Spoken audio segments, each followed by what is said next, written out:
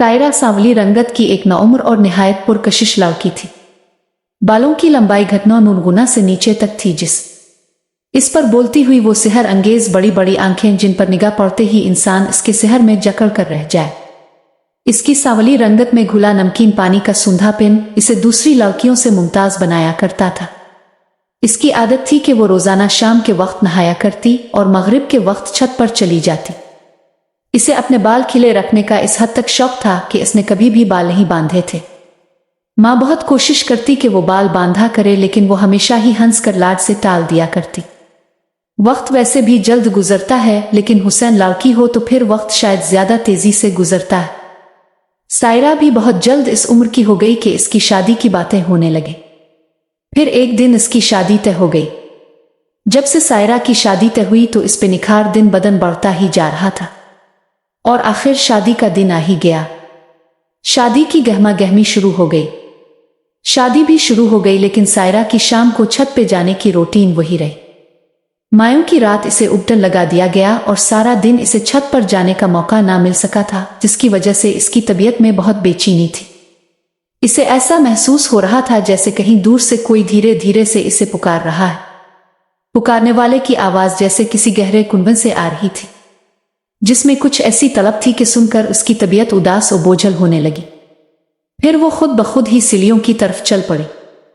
घर चूंकि मेहमानों से भरा पड़ा था कि इसलिए किसी ने इसकी गैर हाजिरी महसूस न की। सर्दियों की ठिठुरती हुई सर्द तरीन रात थी। मेहमानों के लिए बिस्तर लगाने का वक्त आया तो इसकी छोटी बहनें छत पर मौजूद स्टोर से बिस्तर निकालने के यकंक इनकी चीखों से पूरा घर गूंज उठा। सायरा छत पर बेहोश पड़ी थी। शादी में आए हुए सभी मेहमान परेशान हो गए और ज्यादा परेशानी इससे बढ़ गई कि इसके हाथ पांव मुड़ गए थे। सायरा की मां ने आयतल कुर्सी का वर्ड शुरू कर दिया।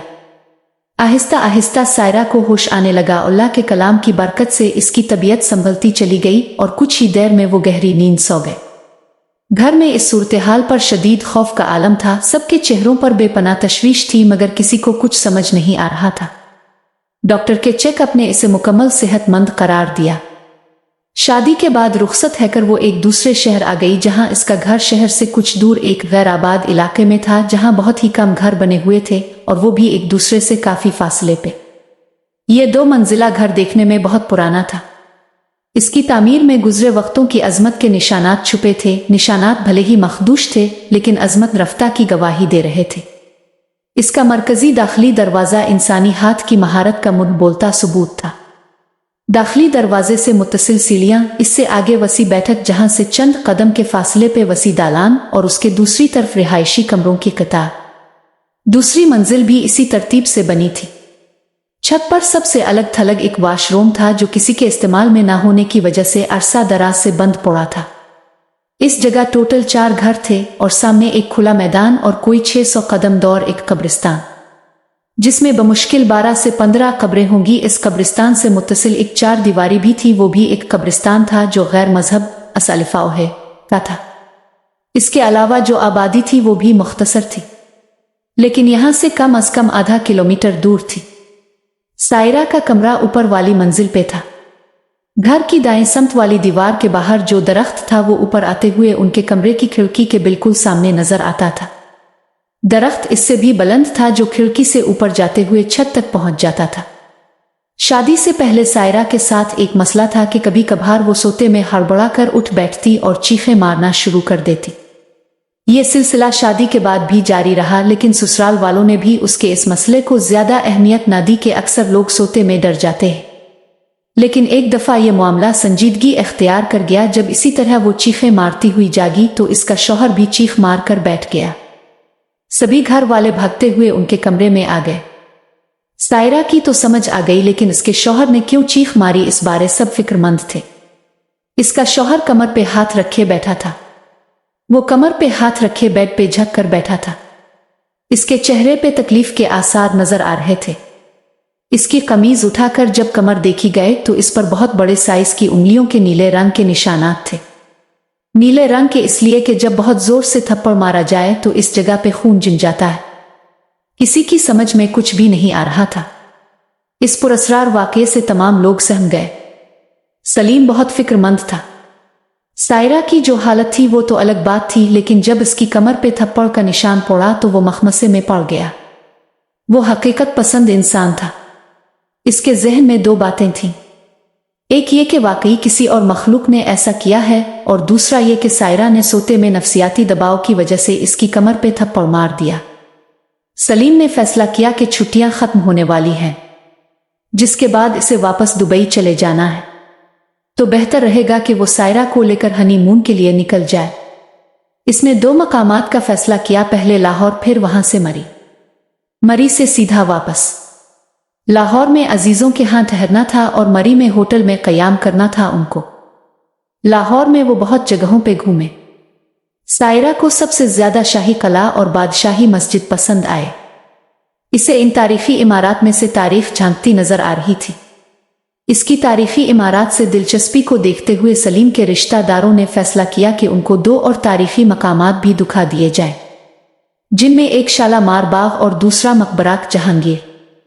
सलीम के कजिन ने कहा कि पहले शालामार बाग चलते हैं, फिर वहां से मकबरा जहांगीर चले जाएंगे और फिर वहां से वापसी पे रंग रोड से सीधे घर चले जाएंगे, जो उनके लिए बेहतर रहेगा। वो शाही कला से निकलकर रेलवे स्टेशन की तरफ चल पड़े। 2 मोड़िया पिल से वो रेलवे पिल के नीचे से होते हुए पीछे बागबानपुरा वाली रोड पे निकल आए। इस रोड पे चलते हुए इंजीनियरिंग यूनिवर्सिटी के सामने से गुजरते हुए वो शालामार बाग पहुंच गए। वहां पे आधा घंटा रुकने के बाद वापसी इसी रास्ते से होते हुए वो म्यार पाकिस्तान के दाएं तरफ से गुजरते हुए ट्रैफिक के हुजूम के साथ साथ रावी के पिल को पार करके शाहदरा के मकाम पे जा निकले। शाहदरा पहुंचने पे वो दाएं तरफ मुड़कर शाहदरा की आबादी की तरफ मुड़ गए। वहां से जीटी रोड सीधा रावलपिंडी की तरफ जा रहा था और बाईं तरफ मुड़े तो शेखुपुरा और फैसलाबाद की तरफ रोड जा रही थी। शाहदरा की तरफ रुख करने के बाद शायद 2 या 3 मिनट्स की ड्राइव के बाद वो मकबरा जहांगीर पहुंच गए। ये मकबरा लाहौर से बाहर होने की वजह से और दूसरा हमारे मजमूई मुआशरती रवैये की वजह से ऐसे ही है जैसे सौतेला नापसंदीदा बच्चा। जो लोग तारीख के बारे ज्यादा नहीं जानते वो लाहौर तारीखी इमारत घूम भी जाएं तो बहुत सुन को पता ही नहीं कि मकबरा जहांगीर लाहौर से बाहर शाहदरा के मकाम पे है। हालांकि कुछ साल पहले इस मकबरे की तज़ीन और इराश की गई है, लेकिन फिर भी यहाँ बहुत कम लोग आते हैं। जिस वक्त ये लोग पहुंचे तो इक्का दुक्का लोग मौजूद थे, जिसकी वजह से वीरानी ज्यादा छाई हुई थी। यहाँ पहुंचने के बाद से ही सायरा की कैफियत अजीब सी हो रही थी, लेकिन इसने किसी पे जाहिर ना होने दिया। सलीम अपने कजिन के साथ नमाज अदा करने चला गया और वो दूसरी खातून के साथ वहीं पे ईंटों के बने तारीखी फर्श के एक कोने पे बैठ गई। ये बैठी रही और दूसरी खातून इधर उधर टहलने लगी। ये अपने धया में घुटने पे कोहनी टिकाए और हाथ पे ठोड़ी रखे किसी गहरी सोच में गुम बैठी थी कि अचानक इसके सामने एक मलंग बच्चा इकेड़ा हुआ, जिसका हुलिया अजीब सा था। इसने जर्द रंग की धोती सी बांध रखी थी और ऊपर फटा पुराना सा चोगा, गिले में मुख्तलिफ रंगों की ढेरों मालाएं। वो बच्चा शायद 12 या 13 साल का होगा। वो उसके सामने खड़े रहकर बजाय कुछ मांगने के अपनी लाल अंगारा आंखों से मुसलसल इसे घूरे जा रहा था। सायरा ने इसे नजरअंदाज करते हुए अपना रुख दूसरी तरफ कर लिया, लेकिन वो घूमकर इस तरफ सीधा उसकी आंखों के सामने जा खड़ा हुआ। बहुत ही पुरस्कार सा अंदाज था इसका। वो बिल्कुल खामोश खड़ा था, लेकिन एक तब्दीली ये आई कि इसने मुंह से कुछ कहे सुने बगैर अपना हाथ उसके सामने फैला दिया। सायरा ने चाहते हुए भी इसे कुछ ना दिया और कहा कि माफ करो, लेकिन वो बार बार मना करने के बावजूद वहां से गया नहीं, बल्कि वहीं घास पे एक साइड पे बैठकर इसे घूरना शुरू कर दिया। सायरा को बच्चे बहुत प्यारे लगते थे, लेकिन इस बच्चे की नजरों में कुछ ऐसा तासुर था जिससे सायरा अंदर ही अंदर सिमटी जा रही थी। द्रिसहमी से वो नजरें झुकाए बैठी थी कि एकाएक वो मलंग बच्चा अपनी जगह से उठा और एक लम्हे में ही आगे बढ़कर सायरा के पैरों को छू लिया। पैरों को छूते ही इसने खड़े रहकर वज्र की हालत में धमाल डालना शुरू कर दी। धमाल एक मखसूस अंदाज का डांस है जिसे आम जुबान में हाल खेलना कहते हैं, जिसमें नाचने वाला अपने आप में गुम रहकर नीम बेहोशी की हालत में नाचता रहता है। वो बच्चा तो नाच रहा था, लेकिन इसके पैरों को छूने के बाद से सायरा को अपना वजूद भारी होता महसूस हुआ। सलीम और उसका कजिन भी आ गए, लेकिन सायरा का वजूद इतना भारी हो चुका था कि इससे अपनी जगह से हिला भी नहीं जा रहा था। वो खौफजदा नजरों से इस बच्चे को नाचते हुए देखे जा रही थी। चारों तरफ से तेज हुआ चलना शुरू हो गई। हुआ के चलने से दरख्तों और करीबी दीवारों से सीटियों की आवाजें आ रही थी। तेजी से नाचते हुए बच्चे के बाल हवा में उड़ रहे थे। सलीम ने सायरा को कई दफा आवाज दी, लेकिन वो यकटुक इस बच्चे को ही देखे जा रही थी। इसने जब देखा कि सायरा की तवज्जो मुसलसल इस मलंग बच्चे की तरफ है, तो इसने बच्चे को रोकने की कोशिश की। बहुत दफा रोकने के बावजूद जब इसने कोई तवज्जो ना की तो सलीम ने आगे बढ़कर उसके गाल पे एक जोरदार तमांचा रसीद किया। तमांचा मारते ही वो बच्चा भागकर करीबी अमरे के पीछे गुम हो गया। इसका नाच रुकते ही हुआ भी थम गई, फिजा में सीटियों का शोर भी खत्म हो गया।